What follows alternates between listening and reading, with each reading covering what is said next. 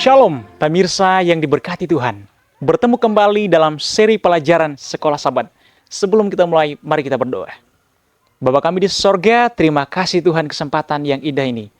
Engkau berkati hamba-Mu dan pemirsa yang sedang menyaksikan pelajaran Sekolah Sabat ini. Roh Kudus akan menuntun kami kepada seluruh kebenaran. Ampunilah dosa kami Tuhan.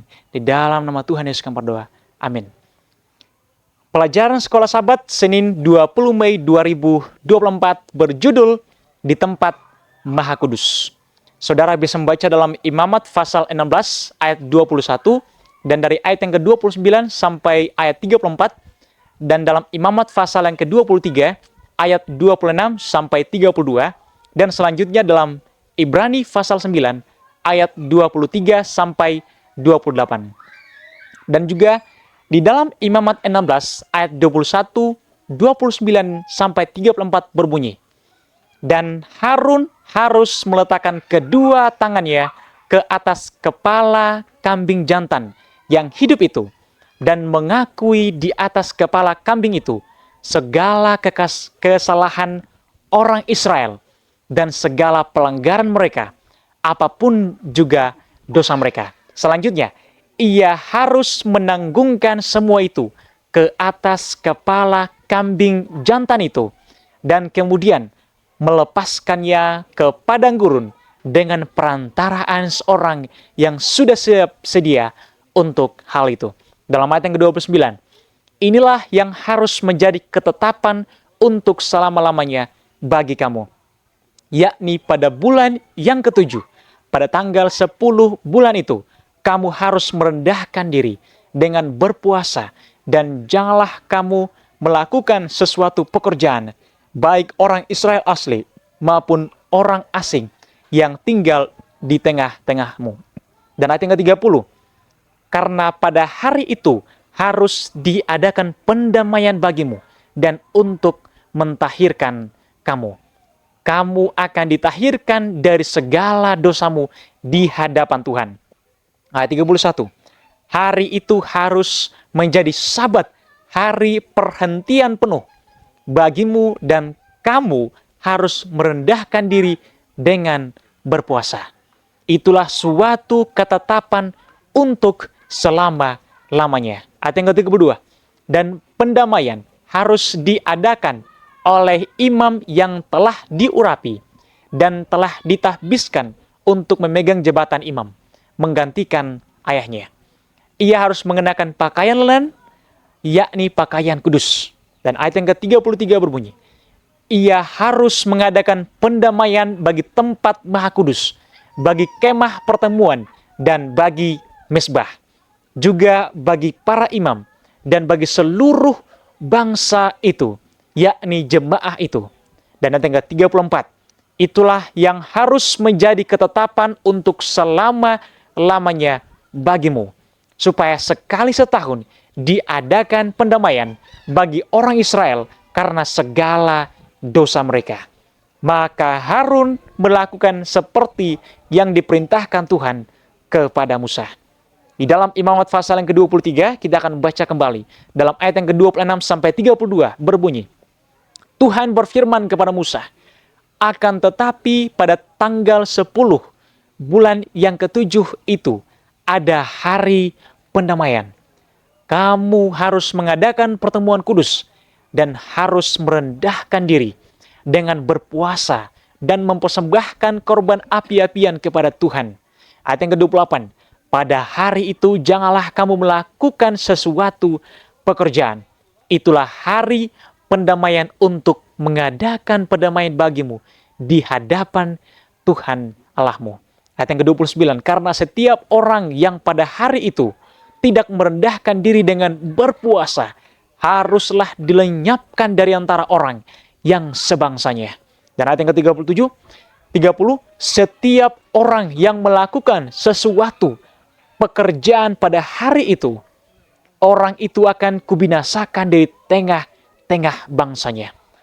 Ayat 31, janganlah kamu melakukan sesuatu pekerjaan. Itulah suatu ketetapan untuk selama-lamanya bagimu turun-temurun di segala tempat kediamanmu. Dan ayat yang ke-32, itu harus menjadi suatu sabat hari perhentian penuh bagimu. Dan kamu harus merendahkan diri dengan berpuasa.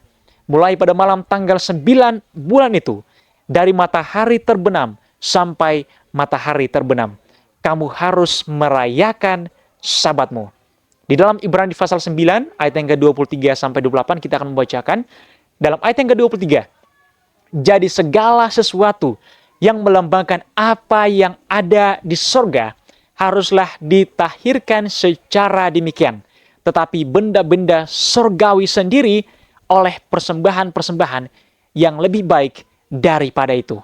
Dalam ayat ke-24, sebab Kristus bukan masuk ke dalam tempat kudus buatan tangan manusia, yang hanya merupakan gambaran saja dari yang sebenarnya, tetapi di dalam sorga sendiri, untuk menghadap hadirat Allah, guna kepentingan kita. Dan ayat yang ke-25, dan ia bukan masuk untuk berulang-ulang mempersembahkan dirinya sendiri, sebagaimana imam besar setiap tahun masuk ke dalam tempat kudus dengan darah yang bukan darahnya sendiri. Dan ayat yang ke-26, sebab jika demikian, ia harus berulang-ulang menderita sejak dunia ini dijadikan.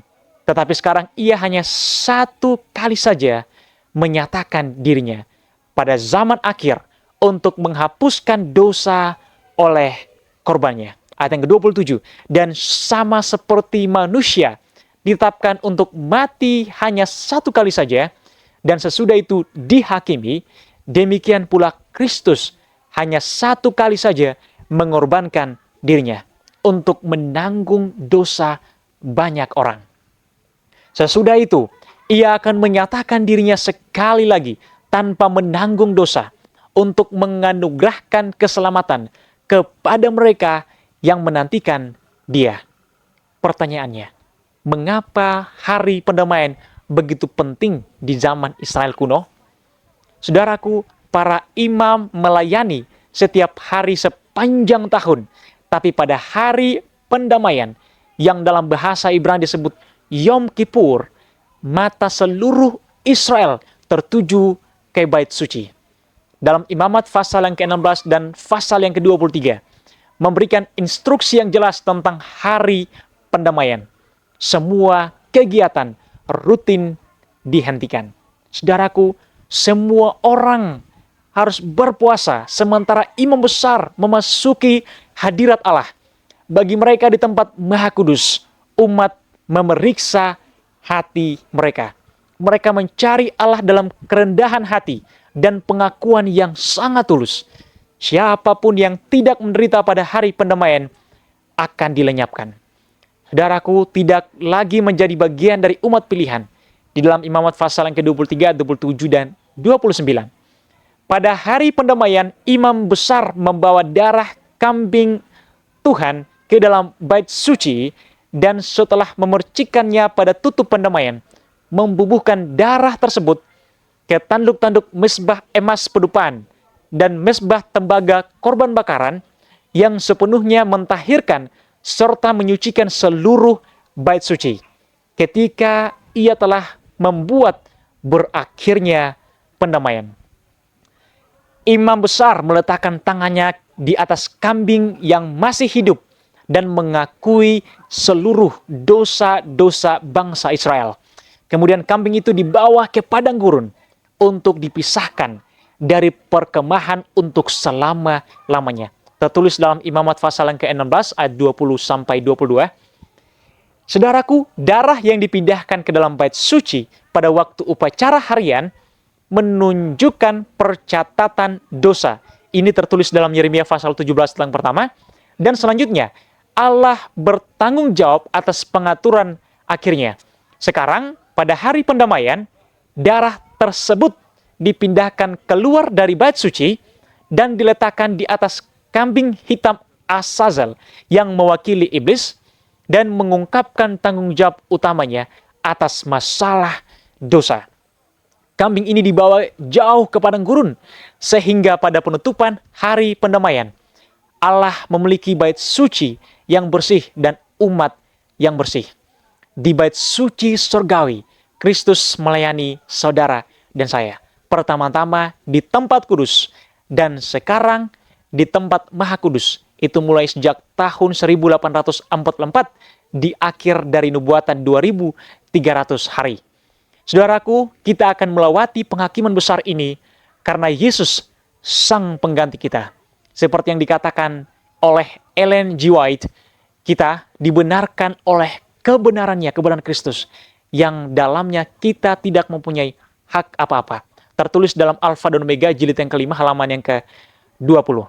Sebagai hasil dari kebenaran ini yang dikreditkan atau diperhitungkan kepada kita, kita membuat jiwa kita menderita, yaitu berpaling dari dosa. Itu berarti kita tidak lagi menerima kejahatan dengan nyaman dan tidak lagi memaafkan atau berpegang teguh pada dosa-dosa yang kita sayangi, tetapi bertumbuh dalam kasih karunia dan hidup dalam kekudusan. Apakah pentingnya hari pendamaian dalam kehidupan kita saat ini? Dan selanjutnya, mengapa itu harus membuat perbedaan dalam cara kita hidup? Tuhan memberkati. Kita berdoa. Bapa kami di sorga, terima kasih Tuhan, pelajaran yang luar biasa. Terima kasih Yesus Engkau telah mengantarai kami dalam bilik yang Maha Kudus untuk membawa dosa-dosa kami, dan kami menyerahkan kehidupan kami bersama pemirsa yang menyaksikan akan tayangan ini. Tuhan bekerja dalam kehidupan kami, sehingga kami bersiap sedia memeriksa hati kami, sehingga kami layak di hadapan Tuhan bukan oleh karena perbuatan kami, tapi oleh karena pengorbanan Kristus yang Kau telah berikan kepada kami. Ampuni dosa kami Tuhan, di dalam nama Tuhan Yesus kami berdoa. Amin.